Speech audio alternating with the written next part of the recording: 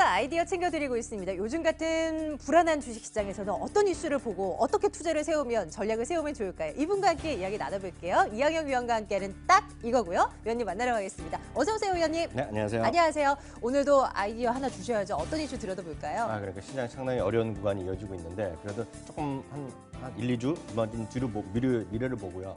뭔가 좀 예측하였으면 좋겠습니다. 그래서 여러분 예고를 해드렸는데요.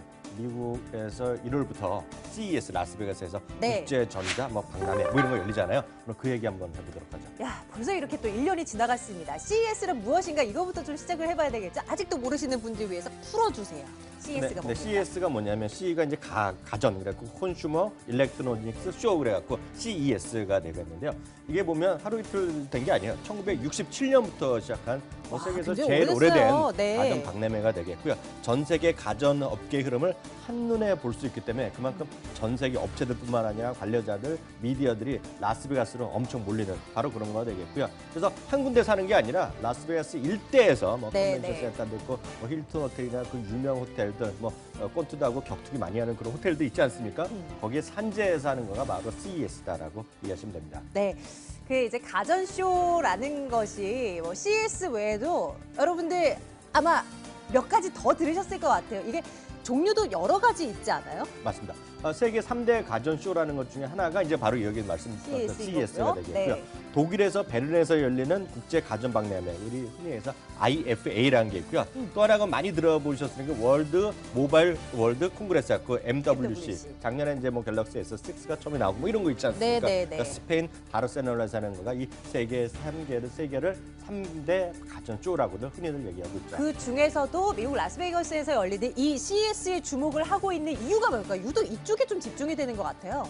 가장 중요한 건 제일 먼저 하니까 연초에 항상 연초에 매년 하는 하니까 제일 먼저 네. 관심 있고요. 딱 가면 전체 한 해의 어떤 트렌드 그리고 어떤 흐름을 미리 좀 볼 수 있다. 그렇기 때문에 관계자들도 많이 가는 거고 미디어의 관심도 그 어느 때보다 많다라고 이해하셔야 되겠습니다. 네. 각 기업들은 기술이라든가 시장을 먼저 보여줘갖고 나중에 나오는 애들 보면 야 너희들이 우리 쫓아했다 이렇게 앞서서 자랑할 수 있잖아요. 그러니까 먼저 빨리 연초에 바로 하려는 것이 상례가 되겠죠.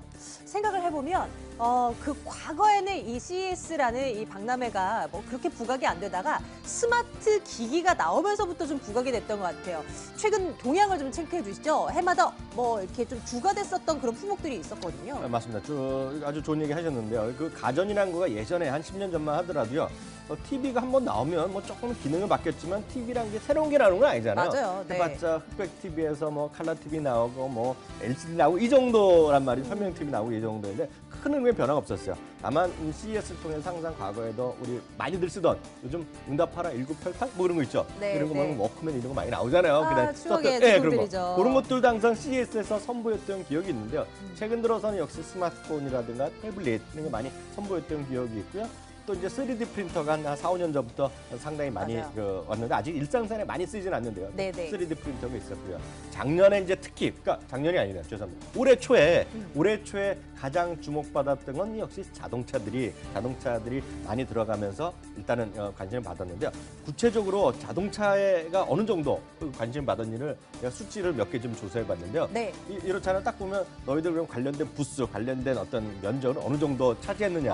이런 거 보면 딱 그 느낌이 오잖아요. 느낌 오죠. 많이 차지하고 있을수록 다 주목을 하고 있다는 거니까요. 그러니까 2013년에는요 9,290제곱미터입니다.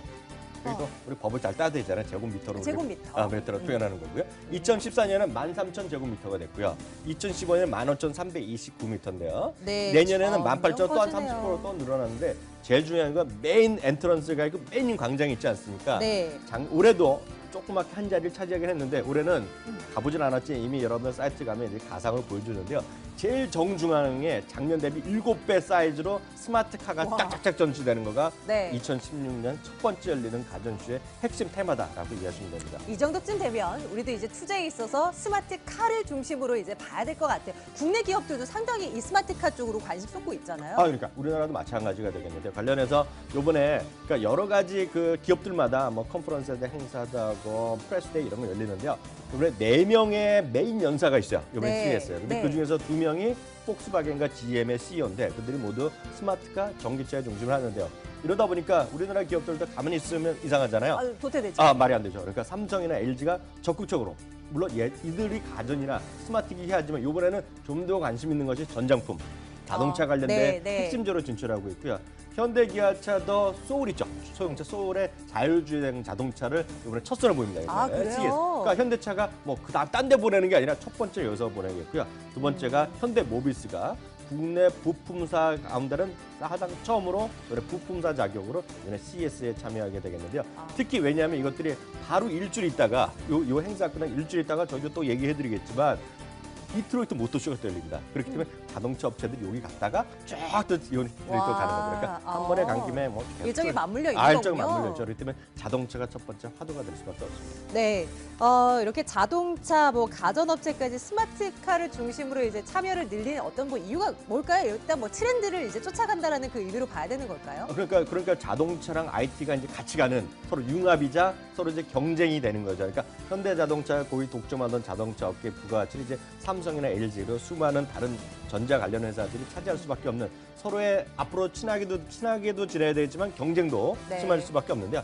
이와 관련해서는 우리 애플의 아시잖아요. 팀쿡 CEO가 딱 2달 전에요. 2015년 10월 19일 날로 기억하는데 샌프란시스코의 어떤 토크쇼 뭐 투자에 관련된 강연을 했어요. 네. 거기서 자동차 산업의 이런 얘기 정확히 표현을 그 당시에 이렇게 했냐면 예전에 포드나 이런 게 나오면서 T카라는 거 1900년대 초반에 자동차 산업에 대혁명이 있었다는 얘기 그런 거 아시잖아요. 위인전 들을 때 들었던 T카 얘기를 그때 꺼내면서 110년 만에 처음으로 자동차 산업에 대변혁이 일어날 거라고 팀쿡 얘기했거든요. 그래서 사회자가 대변혁이 뭡니까? 라고 점잖게 물어봤더니 네. 딱 세 가지를 얘기했는데 이게 여러분들 핵심입니다. 그러니까 다른 사람이 아니라 팀쿡이 얘기한 건데 세 가지를 얘기했는데요. 내연기관의 종식입니다. 내연기관이라는 게 뭐냐면 휘발유가 됐건 디젤이 됐건 자동차 엔진을 가는 그런 내연기관의 시대가 끝나간다는 얘기를 하고 있고요. 두 번째는 IT 소프트웨어가의 중요성이 커진다라는 얘기하고 있고요. 그러니까 핵심에 이제 애플이 됐건 구글이 됐건 OS가 들어가고 거기 관련되는 게 들어간다는 것이고 세 번째가 자율주행 자동차거든요. 자율주행 자동차는 여기 여러 번 했다시피 앨런 머스크 같은 경우는 10년 안에 20년 안에 운전 자체가 불법이 될 수 있다는 정도 하잖아요. 사람이 운전하는 게 그만큼 위험하다는 얘기인데 될지 안 될지 모르겠으나 팀쿡도 이런 세 가지 얘기를 했을 정도로 자동차와 IT는 이제 뛸래야 뛸 수 없는 관계다. 맞습니다. 애플이 이제 자동차 회사가 아니었잖아요. 그런데 이제 자동차 시장으로도 이 애플이 손을 대고 있다라는 겁니다. 이 거대한 기업이 옮겨가고 있다. 또 국내 대기업들도 함께 자동차 시장에 집중을 하고 있는 지금이고요. 그래서 이제 국내 증권사의 시각이 궁금합니다. 뭐 스마트카 아니면 뭐 CES 관련해서 어떤 얘기들 내놓고 있습니까? 네, 증권사 분석이 아직은 자동차 분석 이런 스마트카는 약간은 조금 초기 단계라고 이해하셔야 되겠는데요. 왜냐하면 전자회사들만 보더라도 자동차랑은 약간 애널리스트가 달랐기 때문이죠. 삼성증권은 11월 말에요. 기관 투자가나 기업을 상대로 스마트 관련된 포럼을 개최했는데요. 제가 한 분만 얘기 드려드리겠습니다. 자동차 디자이너 여러분들 검색만 조금 하시고 자동차 관련 TV 보면 자주 나오는 분이 있는데요. 임범석 교수란 분이 그 세미나에서 이런 얘기를 했답니다. 현 자동차 산업은 해성이 지구에 떨어지기 전에 공룡 같은 모습. 그게 무슨 얘기예요? 공룡이 다 사라졌잖아요. 그러니까 그만큼 자동차 산업에 큰 변혁이 있겠다는 얘기를 했거든요. 지금의 자동차가 모두 사라지고 새로운 무언가가 나타날 완전히 것이다. 그런 거죠. 그러니까 이게 될지 안 될지 모르겠지만 이분 아마 검색하시면 금방 아실 분 계실 텐데요. 이 정도로 이제 영향력이 있다는 얘기가 되겠고요. 여하튼 완전 자율주행 주행 자동차 시장 개방은 아직은 회의적이긴 하지만 앞으로 5년 내에 자동차 산업의 경쟁 구도는 완전히 달라질 수 있다라는 주장도 있다는 걸 일단 참고하시면 되겠고요. 그런 관점에서 삼성증권은 삼성 SDI라든가 LG전자, LG 이노텍 등을 추천하고 있네요. 네, 정말 세상이 빠르게 진행되고 있잖아요. 정말 머지않아 이게 또 하루 이틀 전에 뭐 나온 얘기도 아니고요. 오래전 동안 저희도 딱 이거를 통해서 많이 말씀드렸고 이제 정말 상용화를 임박해 놓고 있는 그런 상황인 것 같아요. 이 위원님의 의견 궁금합니다. 투자 포인트를 어디에 두고 어떻게 전략을 짤까요? 또 스마트카는 결국은 전기차부터 출발하는 거기 때문에 삼성 SDI는 뭐 저는 여전히 지켜보고 있고요. 얼마 전에 말씀드렸다시피 대한민국 증권사가 딱 하나만 대형주 추천했을 때 제일 많이 득점받은 거가 LG화학이거든요. 맞아요. 기억나시죠? 그때 점검을 했었잖아요. 네. 요즘 시장 어렵죠. LG화학, 삼성 SDI가 살아있거든요. 강해요. 네, 그런 관점 보셔야 될 것 같고요. 다만 이제 오늘 CES에서 자동차 얘기만 해드렸잖아요. 근데 이게 다가 아니거든요. 그래서 내일이나 모레 CES에 정말 또 IT 쪽에 관련된 거로 특집으로 또 저희가 말씀드리도록 하겠습니다. 네. 자, CES에 대해서 이야기를 나눠봤어요. 실제로 개최되면 저희 머니투데이 방송을 통해서 많은 기사들이 나오게 될 겁니다. 그때그때마다 투자 전략지 저희 챙겨드리도록 할게요. 이양현 위원과 함께한 딱 이거였습니다. 위원님 고맙습니다.